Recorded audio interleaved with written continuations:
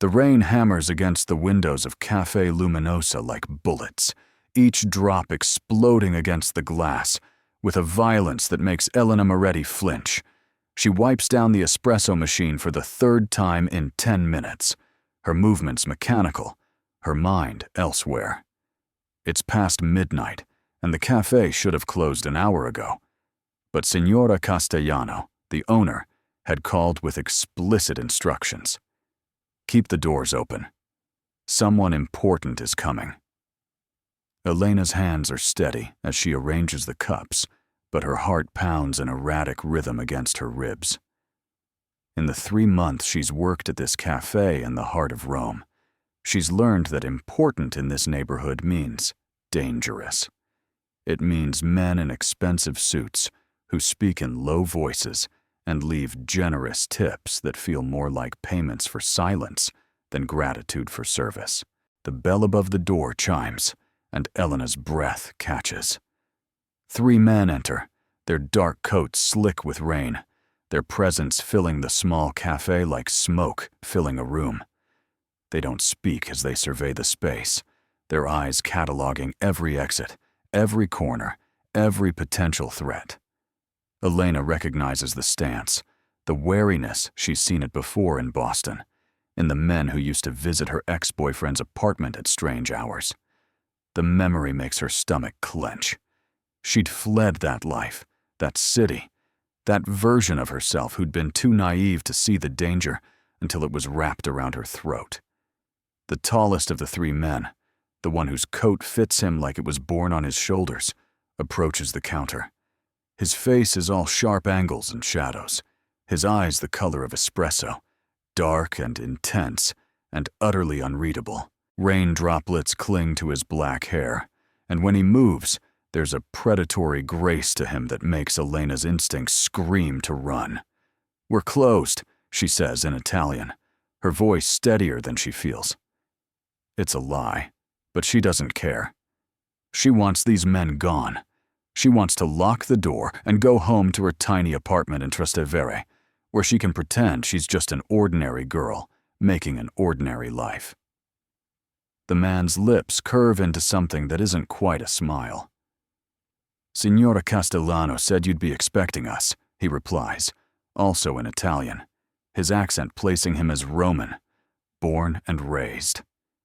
His voice is deep, smooth, the kind of voice that could seduce or threaten with equal ease. Elena swallows hard. "What can I get you?" She doesn't move from behind the counter, keeping the espresso machine between them like a barrier. 3 espressos, he says, but his eyes never leave her face. He's studying her the way a collector studies a rare artifact, with an intensity that makes her skin prickle. "And your name?" "Elena," she answers, before she can think better of it. Giving her real name feels like a mistake, like handing him a weapon he could use against her later. Just Elena? There's amusement in his voice now, and something else. Curiosity, perhaps. "Elena Moretti," she says, lifting her chin. If he's going to know her name, she won't give it to him. Trembling, the other 2 men have positioned themselves by the windows, watching the street. They're not customers. They're guards, sentries, which makes this man, the one watching her with those unnerving eyes, someone worth guarding. She prepares 3 perfect espressos, her hands moving through the familiar motions. Grind the beans, tamp the grounds, lock the portafilter, extract the shot. The ritual soothes her, gives her something to focus on besides the weight of his stare. When she sets the tiny cups on the counter, he doesn't reach for his immediately. Instead, he pulls out a wallet of butter-soft leather and extracts several bills, far more than 3 espressos cost, even in this expensive neighborhood. "Keep the change," he says, and then adds, "You have good hands? Steady. That's rare." Elena doesn't know how to respond to that, so she says nothing. She takes the money, tucks it into the register, and waits for them to drink and leave. But he doesn't drink. He watches her. "You're not from Rome," he observes. Your accent, there's something American underneath the Italian. Her spine stiffens. I was born in Florence. I lived in America for school. It's close enough to the truth. She had studied in Boston before everything fell apart. And now you're here, working in a cafe at midnight. It's not a question, but it feels like one. Like he's asking why someone with her education, her background, is serving coffee to men like him. It's honest work, she says, defensive. Something flickers across his face, too quick to name. I wasn't judging. He lifts his espresso then, finally, and drinks it in one smooth motion. His eyes close briefly, appreciating the taste, and Elena feels an unwanted flush of pride.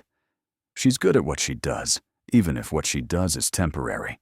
A stopgap until she figures out what comes next. Excellent, he pronounces, setting down the cup. Signora Castellano was right about you. Elena frowns. Right about what? But he doesn't answer. Instead, he reaches into his coat and pulls out a business card, placing it on the counter between them. The card is heavy stock, cream-colored, with a single name embossed in black. Dante Caruso. No title, no company, no phone number, just a name. If you ever need anything, he says, his voice dropping lower, more intimate. Anything at all, you ask for me. Understood?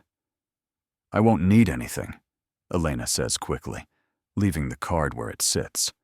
She doesn't want his help, his protection, or whatever he's offering. Men like him don't give gifts, they make investments. He studies her for another long moment, and she has the unsettling sense that he's seeing straight through her careful composure to the fear beneath. Then he nods once, turns, and walks toward the door. His men follow, silent as shadows. At the threshold, he pauses and looks back. Lock the door behind us, Elena Moretti. Rome isn't safe at night for beautiful women alone.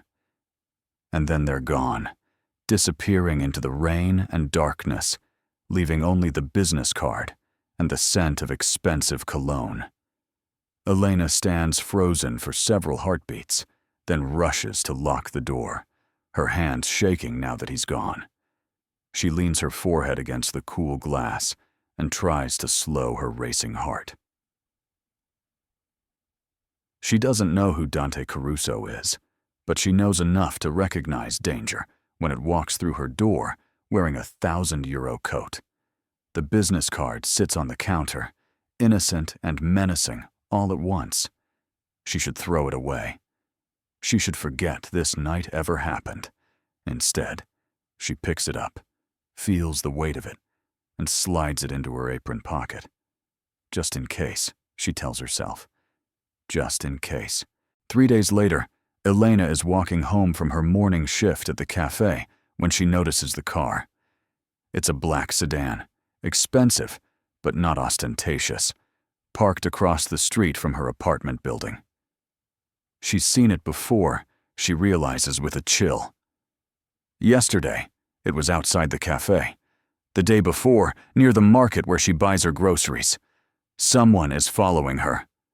Elena forces herself to keep walking, to not look at the car, to not let whoever's inside know that she's noticed her mind races through possibilities. Her ex-boyfriend, Marco, tracking her down from Boston? No, he doesn't have those kinds of resources Signora Castellano having her watched. But why? She's just a barista, nothing special, nothing worth surveilling. Unless it has something to do with that night, with Dante Caruso and his penetrating stare and his ominous business card. Elena reaches her building and climbs the 3 flights to her apartment, fumbling with her keys. Once inside, she locks the door and goes to the window, carefully pulling aside the curtain just enough to peer down at the street. The black sedan is still there. As she watches, the driver's door opens, and a man steps out. Not Dante Caruso, but one of the men who'd been with him that night, one of the guards. Elena steps back from the window, her heart hammering. This isn't coincidence. This isn't random. She's being watched, deliberately, and the only connection she can make is to that night at the cafe. She pulls Dante Caruso's business card from her wallet, where she'd transferred it, staring at the embossed name as if it might offer answers. The card is still just a name, still maddeningly cryptic, but now it feels less like a gift and more like a warning, or perhaps a promise. She should call the police. That's what a sensible person would do. But Elena's time in Boston taught her that involving the police in matters concerning men like Dante Caruso rarely ends well for anyone. The police either can't help or won't help, and sometimes they're part of the problem rather than the solution. Her phone rings, the sound shrill in the quiet apartment. Elena stares at it, watching an unknown number flash on the screen. She doesn't answer. It rings 4 times, then stops. Silence fills her apartment again, heavy and oppressive. Then the phone chimes with a text message from the same unknown number. The words make her blood run cold. "Answer when I call, Elena. It's rude to ignore someone who's trying to help you." The phone rings again immediately. This time, Elena answers, pressing the device to her ear with a trembling hand. "Who is this?" "You know who this is," comes Dante Caruso's voice, smooth and certain. "Why are you having me followed?" Elena demands, anger cutting through her fear. She moves away from the window, pacing her small living room. "I'm having you protected," he corrects, and she can hear the distinction he's making, even if she doesn't understand it. "There's a difference." "Protected from what?" "I don't need protection. I don't need anything from you." There's a pause, and she hears what might be amusement in his breath. 3 nights ago, after you closed the cafe, a man followed you to the bus stop. He waited until you boarded, then followed the bus in his car. He watched you get off at your stop and walk to your building. Elena's apartment suddenly feels colder. She hadn't noticed anyone following her that night. She'd been tired, preoccupied, not paying attention. "You're lying," she says, but the words lack conviction. "I'm not. The man works for someone who's interested in you, Elena, or more precisely, interested in using you to get to me." Her throat constricts. "I don't even know you. I served you coffee once, that's all." "And yet here we are," Dante replies, his voice dark with implications she doesn't want to unpack. "Here's what's going to happen. In 10 minutes, my driver will knock on your door. You're going to get in the car, and he's going to bring you somewhere safe where we can talk." "No," Elena says immediately. "Absolutely not. I'm not getting in a car with a stranger." "Then you're welcome to stay in your apartment and wait for the other interested parties to make their move. But I should tell you, Elena, they're considerably less concerned with your well-being than I am." The threat is delivered calmly, matter-of-factly, as if he's discussing the weather rather than her potential abduction or worse. "This is insane," she whispers. "You've made me a target somehow, and now you're offering to protect me from the danger you created?" "I didn't create the danger. I simply made you visible." There's something almost apologetic in his tone now. "And for that, I take responsibility. Which is why I'm offering protection. But make no mistake, Elena. With or without me, they know about you now. The question is whether you want to face what's coming alone, or with someone who can actually keep you safe." Elena closes her eyes, her mind spinning. Every instinct tells her not to trust him, not to get in that car, not to let herself be pulled deeper into whatever world Dante Caruso inhabits. But another part of her, the part that survived Marco's escalating violence, the part that knows how to recognize genuine danger, whispers that Dante is telling the truth. Someone is interested in her, and not in a good way. "Why?" she asks, her voice small. "Why do they care about me?" "Because I looked at you," Dante says simply. "Because I spoke to you. Because in my world, Elena, attention is currency, and I gave you mine in front of witnesses. That makes you valuable, whether you want to be or not." It's the most honest thing he's said, and somehow that makes it worse. She's become a pawn in a game she doesn't understand, marked by nothing more than a conversation over espresso. 10 minutes, Dante repeats. "My driver's name is Antonio. He'll show you identification. You can trust him. But can I trust you?" The question hangs in the air between them, loaded with all her fear and suspicion. Dante's answer is not what she expects. "No," he says quietly. "You shouldn't trust me. You shouldn't trust anyone in my world. But right now, I'm the best option you have." He ends the call before she can respond. Elena stares at her phone, then at her apartment. It's small and shabby, but it's hers. She built this life from nothing, ran from Boston to create something safe and simple. And now, because a dangerous man looked at her the wrong way, it's all coming apart. She has 8 minutes to decide.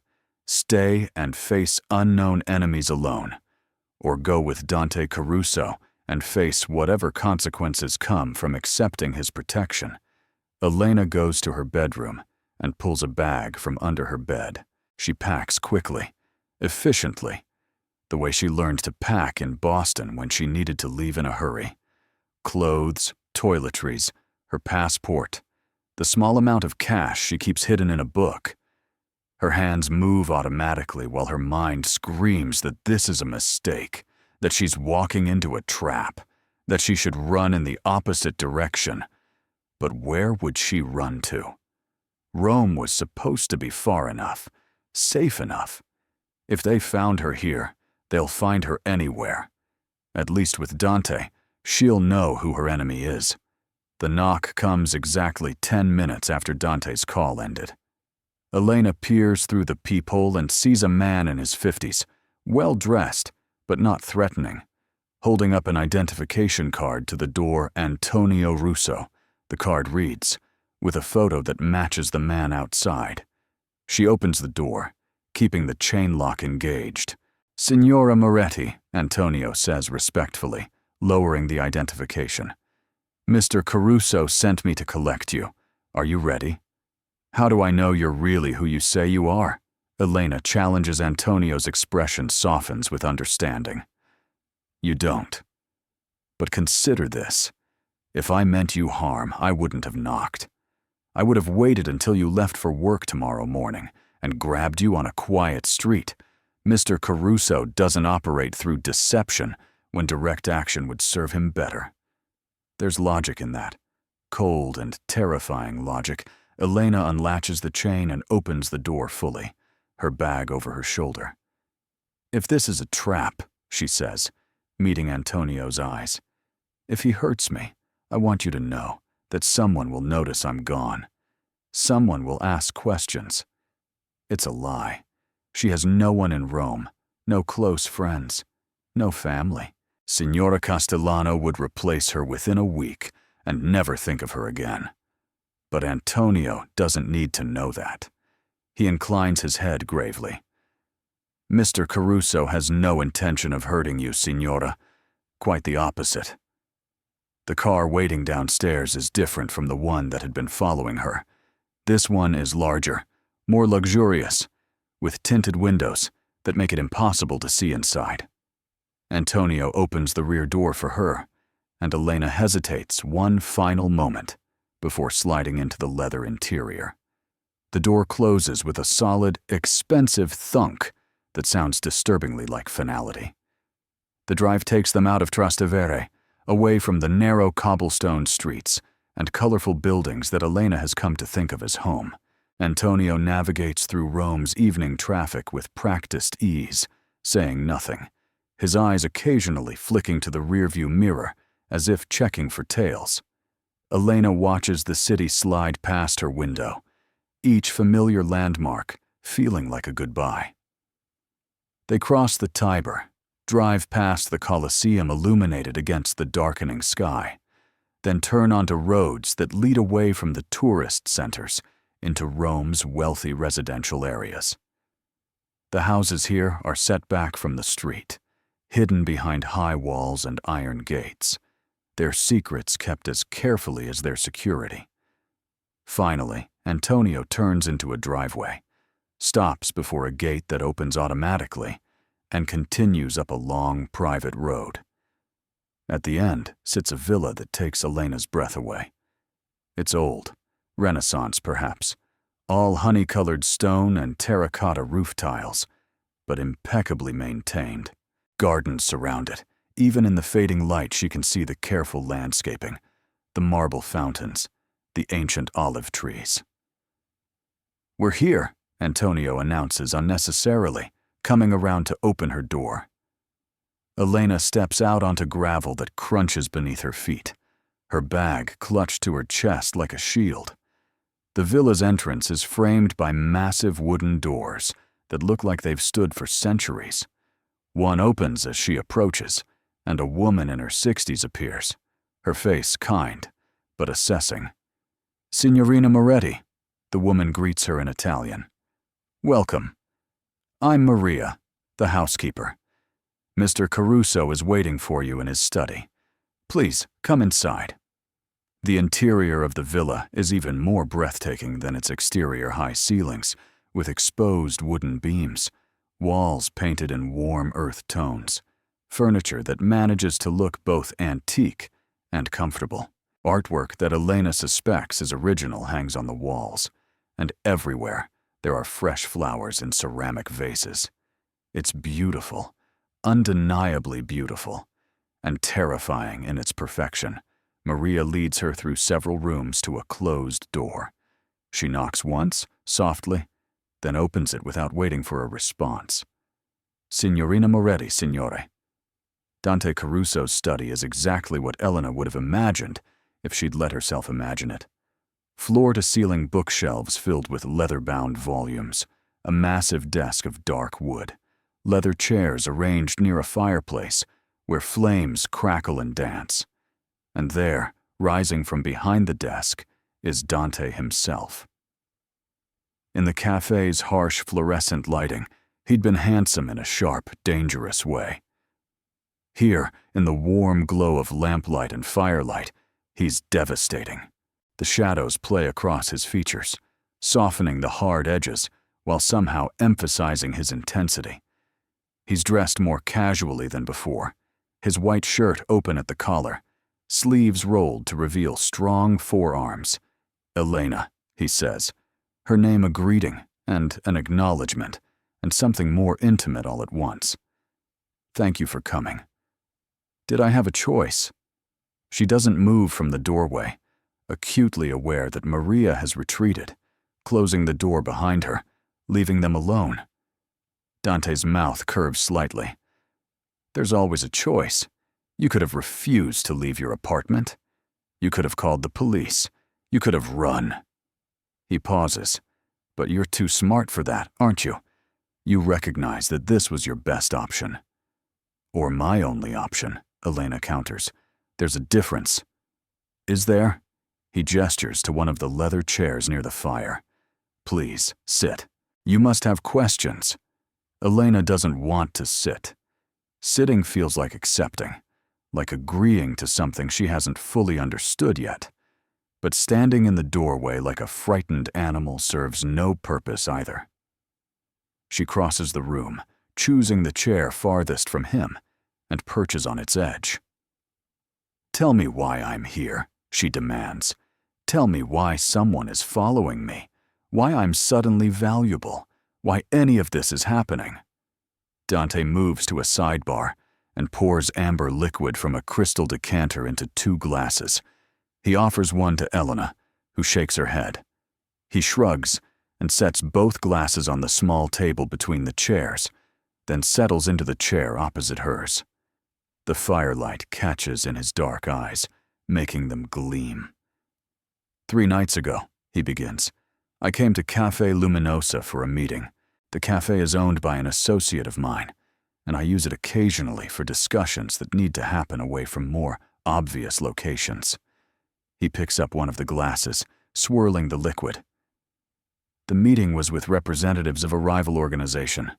Men who would very much like to see me dead or ruined, preferably both. Elena's hands tighten on her bag. This is worse than she'd thought. Much worse. During this meeting, Dante continues, I saw you. You were closing up, cleaning the espresso machine, and you looked so tired, so out of place in that neighborhood at that hour. And I wondered why you were there. What circumstances had brought a woman who clearly didn't belong in that world to be working in my associate's cafe at midnight? He meets her eyes. I was curious. So I came back after my meeting ended. And I spoke to you. I looked at you in a way that made my interest obvious. I took your espresso and complimented your skill. And my rivals, who were watching from their car outside, saw all of it. The pieces begin to fall into place, and Elena feels sick. So they think I'm important to you. They think you might be, which is enough. Dante takes a sip of his drink. In my world, leverage is everything. If they believe you matter to me, they'll try to use you, to hurt you, to take you, to turn you against me. The specifics don't matter. What matters is that you became a target the moment I showed interest. Then make them believe I don't matter, Elena says desperately. Tell them I'm no one, that you barely remember me. It's too late for that. The attention was paid. The interest was shown. There's no one saying it. He leans forward, his expression intense. But I can protect you. I can keep you safe until this situation resolves itself. Resolves itself how? Elena's voice rises despite her attempt to stay calm. When? How long am I supposed to hide here while you fight your wars? Dante's jaw tightens. I don't know. Weeks, possibly months. However long it takes to neutralize the threat. Elena stands abruptly, her bag falling to the floor. This is insane. You've destroyed my life because you were curious? Because you wanted to know why I was working in a cafe? Yes. The single word, delivered with unflinching honesty, stops her mid-rant. Dante stands as well, moving closer, but not touching her. I made a mistake. I let my guard down, let my interest show, and you paid the price for my carelessness. For that, I'm sorry. But sorry doesn't change the situation. You're in danger, Elena, and I'm offering you the best protection available. My protection. In exchange for what? She searches his face for hidden motives, for the trap she knows must be there. What do you want from me? Nothing. He says it simply, but she doesn't believe him. Nothing at all? Nothing you're not willing to give. His eyes hold hers, and there's something in them that makes her breath catch. You'll stay here, in the villa. You'll be safe, comfortable, free to move about the grounds. Maria will take care of your needs. You'll want for nothing. Except freedom, Elena whispers. Except my life. Something like pain crosses his face. I know. And if there were any other way, I would take it. But there isn't. Not yet. She wants to hate him, wants to rage at him for his carelessness, for his arrogance, for pulling her into his dangerous world without permission. But the apology in his eyes seems genuine, and the protection he's offering is real. And beneath her anger and fear, there's something else. Something she doesn't want to name. The same pull she'd felt in the cafe, the magnetic draw of his presence, the way her body responds to his nearness, despite everything her mind is screaming. How did you know where I live? She asks instead. How did you know about the man following me that night? Dante has the grace to look uncomfortable. I had you investigated after we met. Standard procedure for anyone who enters my orbit unexpectedly. The admission should anger her, but Elena finds she's too exhausted for more anger. Of course he had her investigated. Of course he knows everything about her. Men like Dante Caruso don't leave anything to chance. What did you find? She asks the question with forced casualness, picking up her fallen bag and clutching it again. What did your investigation tell you about me? Dante returns to his chair and picks up the second glass, the one he'd poured for her. He takes a slow sip before answering.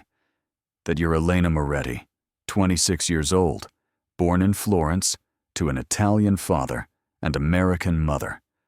Both deceased, killed in a car accident when you were 19. That you have no siblings, no close family, except a grandmother in Florence, who you send money to monthly. Each fact lands like a stone. He continues, his voice neutral, reciting her life like a grocery list. You attended Boston University, studied international business. You were engaged to Marco Costanzo, an associate of the Fortunato crime family. The engagement ended 8 months ago after an incident that resulted in a restraining order. Elena flinches at Marco's name, at the clinical way Dante describes what had been the most terrifying period of her life. You left Boston 4 months ago, Dante continues, and now there's something gentler in his tone. You arrived in Rome with 1 suitcase and 600 euros. You've been working at Cafe Luminosa for 3 months, living alone, keeping to yourself. No friends, no social life, no contact with anyone from your previous life in Boston. He sets down the glass and leans forward, elbows on his knees. You're running, Elena, and you have been for months. The question is, what made you finally stop here in Rome? What made you think you could build something new in a city where men like me operate? The answer catches in her throat. She'd come to Rome because it was far from Boston, because it was where her grandmother lived when she was young, because something in her hoped that returning to her father's homeland might help her feel less lost. But she can't say any of that to Dante Caruso. Can't give him more ammunition to use against her. I needed work, she says instead. Rome has plenty of cafes. Rome has plenty of everything, Dante agrees. But you chose to work in Cafe Luminosa, in a neighborhood known for being controlled by organized crime. Why? Most legitimate businesses avoid that area specifically because of its reputation. Elena looks away, toward the fire. The truth is, she hadn't known about the neighborhood's reputation when she took the job. She'd been desperate, nearly out of money, willing to take anything. But admitting that feels like admitting defeat. The pay was good, she settles on. Better than other places. Because Signora Castellano pays her employees well to ensure their loyalty and discretion. Dante's tone suggests he knows she's lying, or at least not telling the whole truth. She hires people who need the work badly enough not to ask questions about the men who come and go at odd hours. He stands and walks to the window, looking out at his darkening gardens. I own 30% of Cafe Luminosa. It's one of several legitimate businesses I use to supplement my other enterprises. Signora Castellano manages the day-to-day operations, but she reports to me, which means, Elena, you've been working for me for 3 months without knowing it. The revelation shouldn't surprise her, but it does. Everything connects back to him. Every thread of her life in Rome somehow leads to Dante Caruso. You're telling me this was all inevitable? She hears the disbelief in her own voice. That I was always going to end up here, in your villa, because I took a job at a cafe you happen to own? No. He turns from the window, and the firelight behind him casts his face in shadow. I'm telling you that fate has a sense of humor. You ran from one dangerous man straight into the employment of another. And maybe that means something. Or maybe it means nothing at all. What do you want it to mean? The question escapes before Elena can stop it. Too personal, too revealing. Dante crosses the room slowly, deliberately, until he's standing close enough that she has to tilt her head back to maintain eye contact. I want it to mean that you stay, he says quietly, that you accept my protection not because you have no choice, but because you choose to trust me. I want it to mean that we have time to discover why I couldn't stop thinking about you after that night in the cafe, Why seeing you tired and alone at midnight made me want to know everything about you. His hand comes up, hovering near her face but not touching. I want it to mean something beyond business and obligation and danger. But wanting and having are different things, Elena. And right now, all I can offer you is safety. The rest, if there is any rest, will have to wait. Elena's heart pounds so hard she's certain he can hear it. This close, she can smell his cologne, something woody and expensive that makes her want to lean closer despite every warning bell in her head. His eyes are darker up close, almost black, and there's something in them that looks like genuine longing. Touch me and see what happens, she warns, her voice steadier than she feels. I'm not one of your possessions, Dante. I'm not something you can keep because you find me interesting. His almost smile returns, dangerous and appealing in equal measure. I know exactly what you are, Elena Moretti. You're the woman who makes perfect espresso at midnight. You're the woman who left her entire life behind to escape a man who hurt her. You're the woman who's terrified right now, but standing her ground anyway. He drops his hand, stepping back, giving her space to breathe. And I have no intention of treating you like a possession. You'll have your own room, your own space. You can move freely throughout the villa, and grounds Maria will make sure you have everything you need. You're not a prisoner, even if the circumstances make it feel that way. Then what am I? Elena whispers. A guest? Dante says firmly. An unexpected one, perhaps, and one whose stay is necessitated by unfortunate circumstances. But a guest nonetheless, with all the respect and consideration that entails. It's the answer she needs, even if it's not the answer to the question she didn't ask, the question about what she is to him, what this pull between them means, whether he feels the same electric awareness that makes her skin hum whenever he's near. But those questions will have to wait. Right now, she needs to focus on survival, on navigating this new reality she's been thrust into. I'll stay, she says finally. But I want regular updates about what's happening, about the threats, about your plans, about when I can return to my normal life. I want honesty, Dante. If I'm going to be here, if I'm going to trust you with my safety, you owe me that much. He nods slowly, and something like respect joins the other emotions playing across his face. Agreed. I'll be as honest with you as I can be without putting you in more danger. Some things you're better off not knowing, but I'll tell you what I can. And if I want to leave?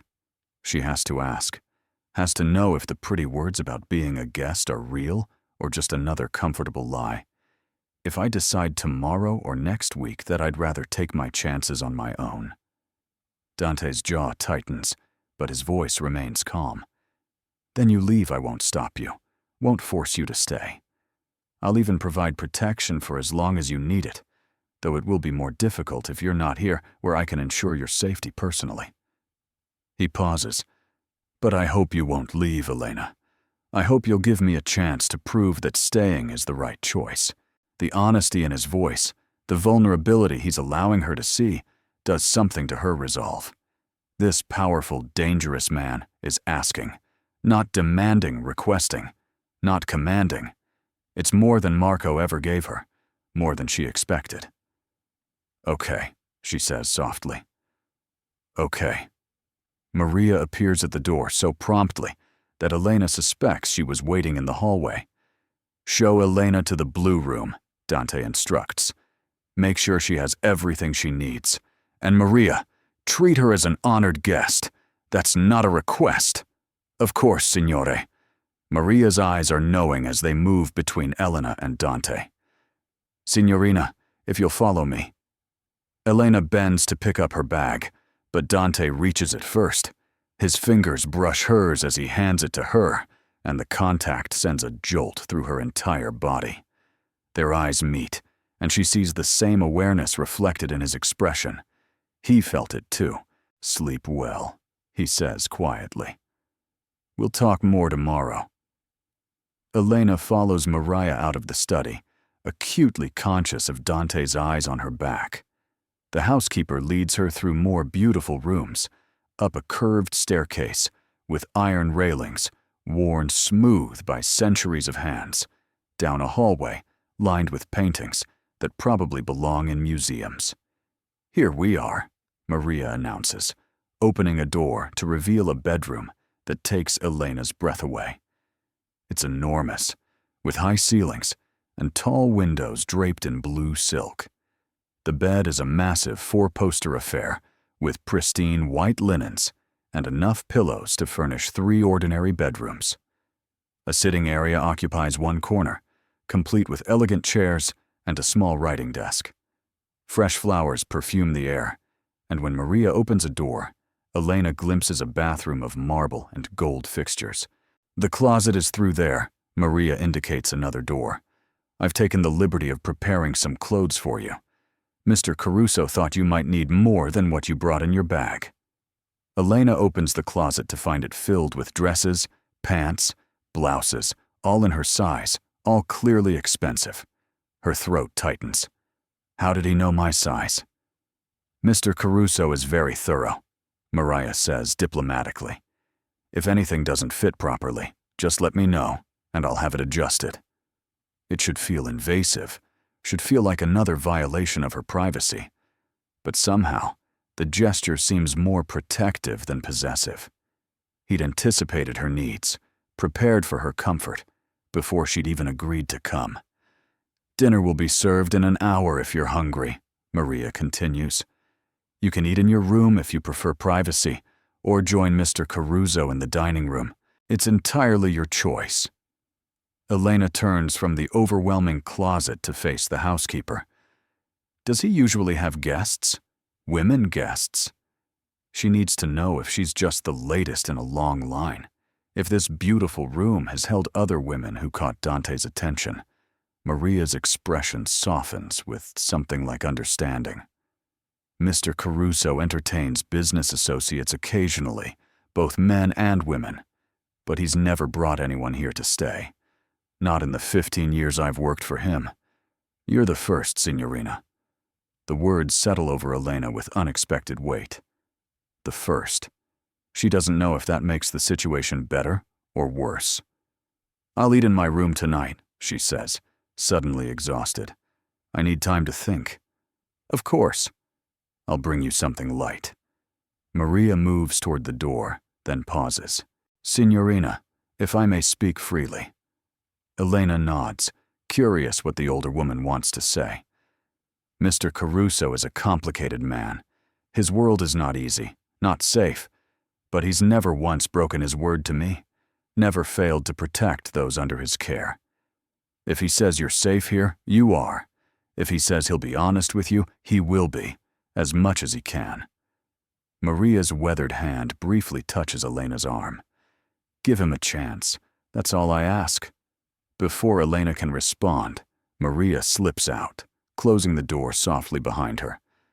Elena stands in the center of her beautiful prison, her bag still clutched to her chest, and tries to process everything that's happened. This morning, she'd been Elena Moretti, anonymous barista, invisible and safe in her carefully constructed new life. Now she's a guest in a villa owned by one of Rome's most dangerous men, protected from threats she didn't know existed, wearing clothes he bought for her, sleeping in a room no other woman has occupied. She sets down her bag and moves to the window. The villa's gardens stretch below, illuminated by strategically placed lights that create pools of golden glow in the darkness. Beyond the gardens, she can make out the wall that surrounds the property, high and imposing. Beautiful, yes, but definitely a barrier. She's safe here, but she's also trapped. Elena unpacks her meager belongings, hanging her few clothes beside the designer pieces Dante provided. The contrast is stark, her worn jeans and simple blouses looking shabby next to silk and cashmere. But she leaves them there anyway, a reminder of who she really is beneath all this unexpected luxury. A soft knock announces Maria's return with a tray. She's brought soup, fresh bread, a small salad, and a glass of wine. "Eat," Maria encourages. "You look like you haven't had a proper meal in days." It's true. Elena has been surviving on caffeine and whatever pastries the cafe was going to throw away at the end of shifts. She thanks Maria and forces herself to eat, though the food tastes like ash in her mouth. After Maria leaves, Elena showers in the marble bathroom, the hot water beating against her tense shoulders. She finds expensive soaps and shampoos, thick towels that feel like clouds. When she finally climbs into the enormous bed, the sheets are the softest thing she's ever felt against her skin. She should sleep. She's exhausted, overwhelmed, emotionally drained. But sleep won't come. Her mind keeps circling back to Dante, to the intensity in his eyes when he stood so close to her, to the way his voice had dropped when he said he couldn't stop thinking about her. Elena knows she should be focused on the danger, on the men who want to use her, on the uncertain future. But instead, she's remembering the brush of his fingers against hers, the way his presence had made her feel simultaneously terrified and safe. She's in so much trouble, and not just from his enemies. Somewhere in the villa below, Dante is awake too, she's certain of it. Is he thinking about her, regretting his moment of carelessness that brought her into his world? Or planning his next move in whatever deadly chess game he's playing with his rivals? The night stretches long and restless.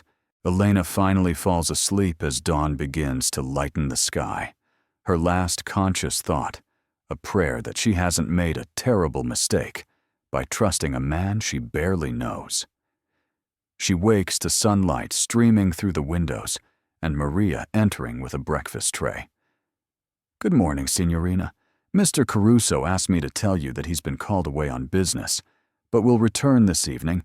He hopes you'll join him for dinner." Elena sits up, pulling the sheet around her. "Where did he go?" "I'm not privy to his schedule," Maria says with a small smile that suggests she knows more than she's saying. "But he left Antonio to watch over the villa. You're perfectly safe." After breakfast, Elena explores her gilded cage. The villa is even larger than she'd realized last night, room after room of carefully curated beauty, each one more impressive than the last. A library with thousands of books in Italian, English, French. A music room with a grand piano. A conservatory filled with exotic plants. Gardens that seem to go on forever, with hidden grottos and bubbling fountains, and marble statues weathered by centuries.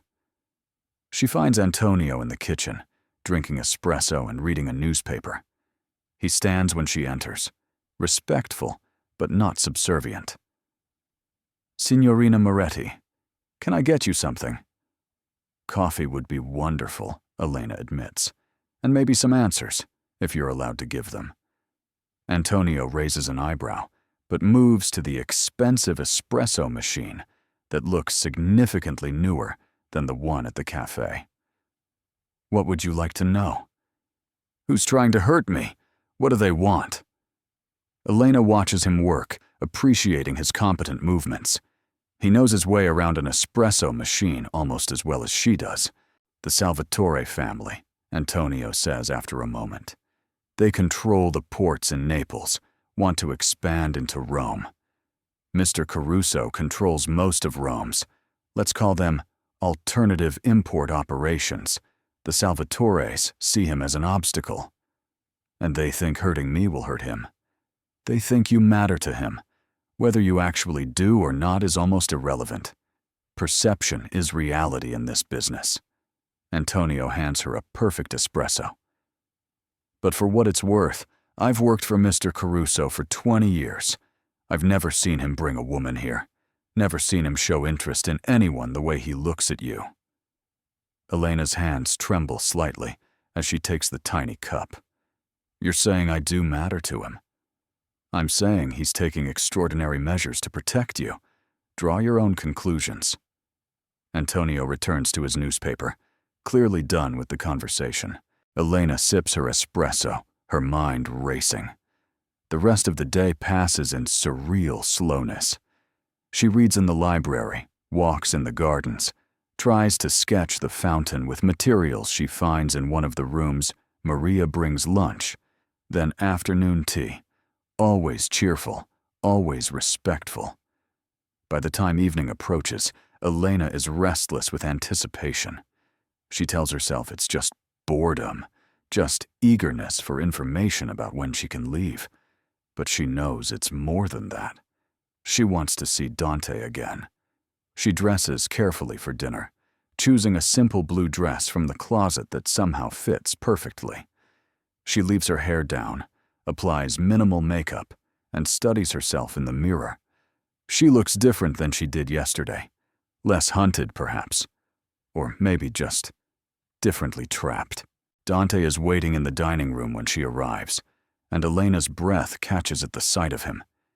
He's changed from whatever he wore for business into dark pants and a charcoal sweater that emphasizes his broad shoulders. His hair is slightly damp, as if he showered recently, and there's a tension in his posture that wasn't there last night. "Elena," he greets her, standing as she enters. His eyes move over her appreciatively. "You look beautiful. That color suits you." "Thank you for the clothes," she says, settling into the chair he pulls out for her. "Though I still don't understand how you knew my size." "I'm very good at observation," Dante replies, taking his own seat across from her. "And I have excellent resources." Dinner is served by Maria and a younger woman Elena hasn't met before. Multiple courses, each more delicious than the last. Wine that probably costs more than Elena's monthly rent in Rome. Conversation that stays carefully neutral, both of them dancing around the real questions hanging between them. Finally, over dessert, Elena can't stand it anymore. "Tell me what happened today, what you were doing while I was here playing Lady of the Manor." Dante's lips quirk at her description. "I was negotiating, meeting with various interested parties, making it clear that you're under my protection, and any move against you will be considered a move against me." And did they listen?